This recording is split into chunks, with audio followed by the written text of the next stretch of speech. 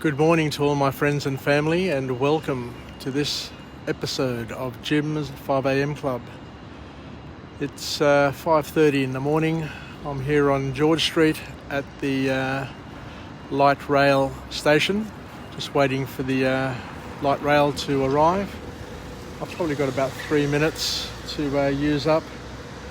It's Good Friday for the Eastern Orthodox Christians, a very solemn day. A day where we all go to church, and a day to honour our faith as best we can. So as you can see, I'm just waiting for the light rail to arrive. We've got a couple of people here sleeping rough in the city. There's quite a few homeless people across Australia, but not all homeless sleep rough. But as you can see, we've got one here on the corner across the road, a young girl, which is very concerning, and another fellow on the other side of the street over there. But as we said, it's one of those challenges that all communities face, but I don't know what the answer is. What I want to do today is take you through a book summary, and the book summary that I've got here is a very interesting one, a very powerful one, and one that we need to continue to remind ourselves about. And it's a book written by a fellow called Paul McGee, and the summary is entitled How Not to Worry.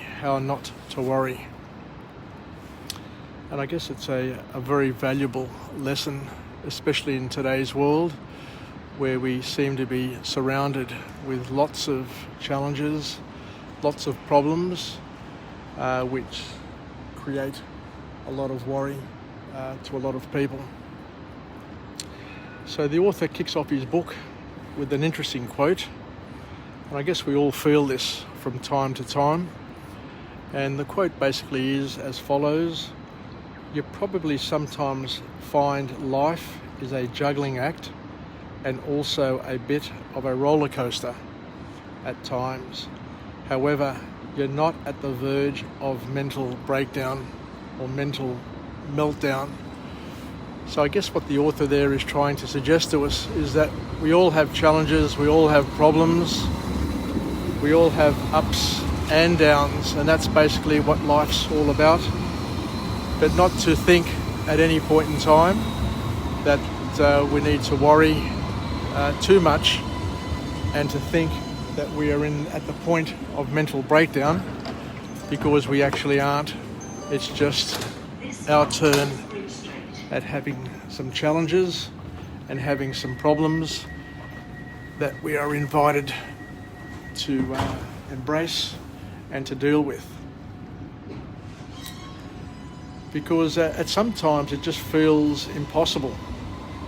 It just feels impossible to not worry and fret about some kinds of situations. But the author here reminds us that it's our primitive hardwiring of our brain. It's our reptilian, our primitive brain, where we want to freeze, flight, or fight, which is being activated at times when we worry. So the author then goes on to talk about and to break down what worry is. And he says that worry is a mode of thinking. It's actually a way of thinking that can manifest in a series of unhealthy physical reactions. So it's the way we think sometimes, and the way we present certain problems to ourselves, that cause us to worry. But these worries can manifest, can create some unhealthy and unserving and unproductive physical reactions. And we all know from our own experiences that worries can quickly expand and compound and get right out of hand and out of control if you let them. So the biggest message from this book, this call to action, and something which is really, really powerful and useful, is that we need to learn to stop before you spiral. Let me repeat that, because it's a real empowering sort of message. Stop before you spiral. Terminate before you get out of control. So we need to nip it in the bud. So you can nip it in the bud for yourself, and you can also learn to help others nip it in the bud by just telling them, stop before you spiral. Because what happens, and we know what happens because we've experienced it all the time ourselves and with people around us.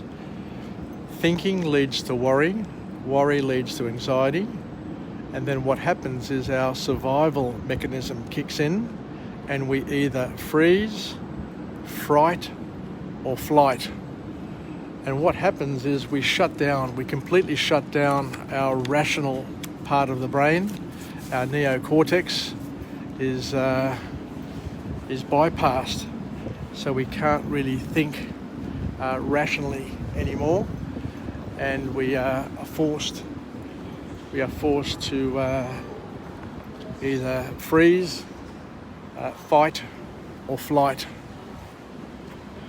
Anyway, let's head down to the harbour here and see the lights of beautiful circular Quay. You can see there's a bit of a breeze blowing. It's a mild morning. The water seems still. So what we'll do is we'll just walk down here and continue our walk and talk.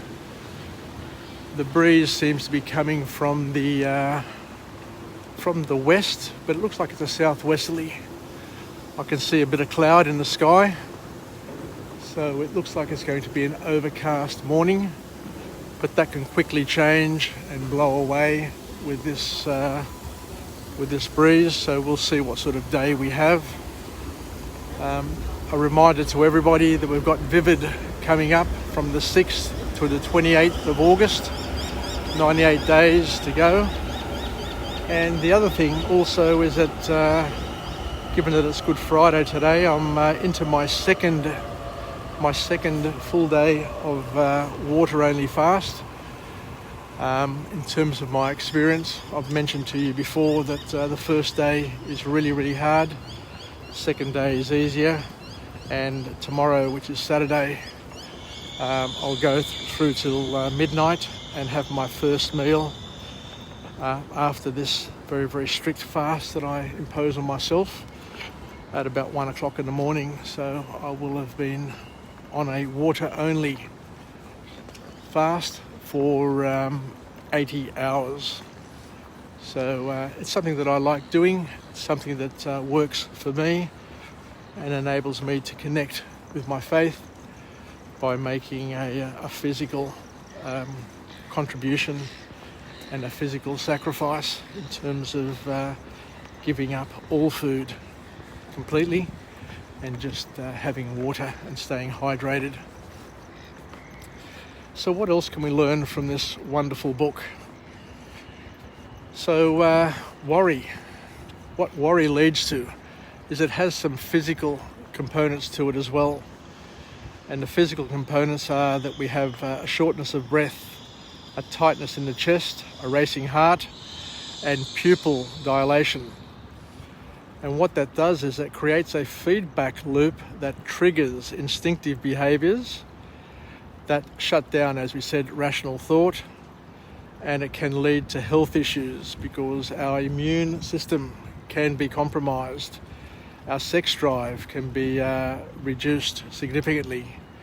We can tend to put on weight because we eat comfort food, which can lead to heart disease and all other ailments and challenges. So the bottom line is that worry, stress, anxiety isn't good for us, and we can work around it if we put our minds to it. Because what happens is that some people, when they worry, what they do is they activate and they get consumed with worst case scenario thinking patterns, and they lose complete perspective on reality, on what is actually going on in the world. And it's easy to do with all the conspiracy theorists, with all the fearmongers on Facebook and social media, and you see that people get irrationally out of control. You know, one person gets a blood clot, and people get blood clots all the time, but one person gets a blood clot and all of a sudden the entire AstraZeneca vaccine rollout program is put under pressure. You know, it's just through these irrational fears where people start to think of worst case scenarios and just blowing it out of proportion. It is just mind-boggling. But that's human behaviour. You know, there are people who are warriors, people who can't assess the risks properly, who can't balance the good, the bad and the ugly, and just see everything, every single thing as being a disaster. As the Greeks say, there are some people που πνίγονται μέσα σε μια κουταλιά νερό. There are people who drown in a teaspoon of water. So the author then goes on, and this is a very, very powerful, this is a very, very useful contribution that this book makes. And he says that we've got 3 types of worry, and it's important to be able to identify the 3 types of worry that we have in our lives. And he categorizes them as historical, hysterical, and helpful. So the historical type of worry are the worries that we have that were generated at another time in our lives. So when we were children, we got a fright because of an experience. A dog may have jumped up on us. We may have been caught in the dark. We may have been trapped. Who knows? Who knows what the challenge was? But those sorts of frights, those sorts of worries, just stick with us and haunt us for many, many years. But you need to be able to categorize any fear that you have, and to understand whether or not it was just something that was created as a past memory that keeps on reappearing or recurring, and to deal with it as such. The hysterical one is the fears that are completely irrational. The fears that you get when you get on a plane and think that the plane's going to crash, or the fears that you may get attacked by a shark when you go for a swim in the water, or that you may get struck by lightning, or that you may get a blood clot by taking an AstraZeneca vaccine. all of these fears, all of these irrational fears, the irrational fears such as 5G. 5G may cause you health issues, or you've heard them all time and time again. The completely irrational fears that people take on board and just get consumed by them. But the way you get over these irrational fears is that you look at the evidence, you look at the statistics, and you look at the probability of it happening, and you'll find that it's virtually impossible to get be subjected to whatever fear you have. But we do have some good worries, and they're the helpful worries. And they're the ones which are rational, and they're based on real problems. And we all have real problems. And real problems aren't to be mixed up and confused with irrational problems and past problems. So if you've got a real problem, the way you get around it is you think about it. You don't sweep it under the carpet, you don't ignore it.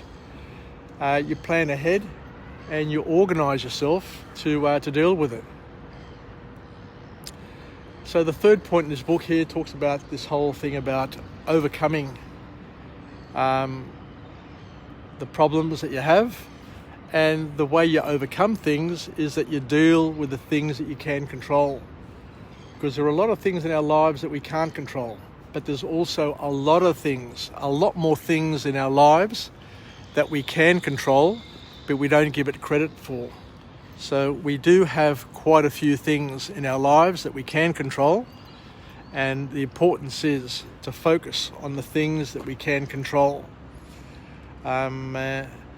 So the way we do it is that when we have a worry for a real problem, we give it a 0 to 10 rating in terms of assessing the worries and the things that we can control within that worry set.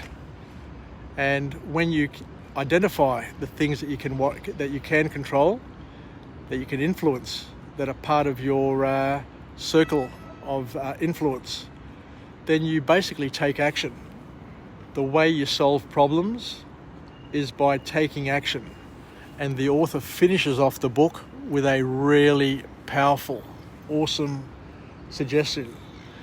And we've all heard of that metaphor or that analogy about some people seeing a glass half full or half empty.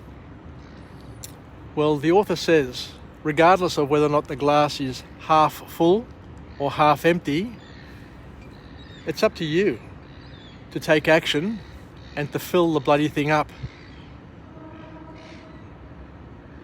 I'll just pause for a moment so it sinks in. Regardless of whether or not your glass is half full or half empty, you have the power to go to the fridge, grab a bottle and fill it up and overflow it if you want to. So a real powerful ending to this book, and it's just something really good. So the author says that one thing that we can all do is in our journals to journal what worries we have.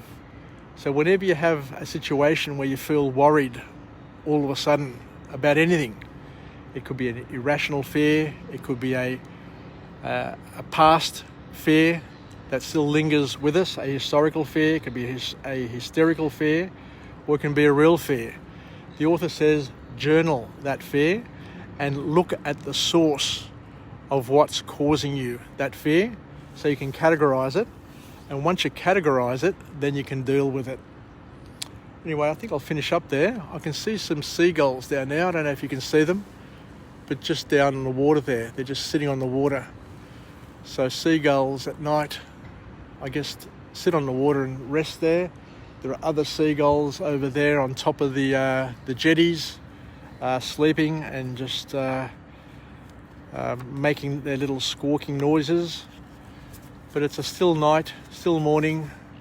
We're yet to see first light because, as you can see, there's a heavy cloud cover on the low horizon. But I think it's going to be a nice day because above us there may be cloud, but it's cloud which is rising and clearing. So happy Friday to everybody. May it be a solemn Good Friday to all the Greek Orthodox and Eastern Orthodox Christians who are celebrating and commemorating Good Friday today. Wishing everybody all the very best. May God come into their lives and may we all celebrate Resurrection Sunday and make the most of the opportunity to come together as one with our families. And let me finish off with a positive affirmation. I'm alive, I am well, and I feel absolutely great. To my friends and family, stay connected, stay relevant, stay reasonable, and stay solemn, and stay and try where possible to become one with God. And I look forward to coming to you again later on this morning with another book summary where we can come together, help us get through the morning, get through the day, where we can be the wind beneath our wings, the waves beneath our boards, the zephyr that bellows our sails and flutters our flags, and the big propellers, the turbines that churn the water and propel our boats and our lives in a direction where we want to head. So Yassas, take care, Filakia, and we'll chat again soon. Bye for now.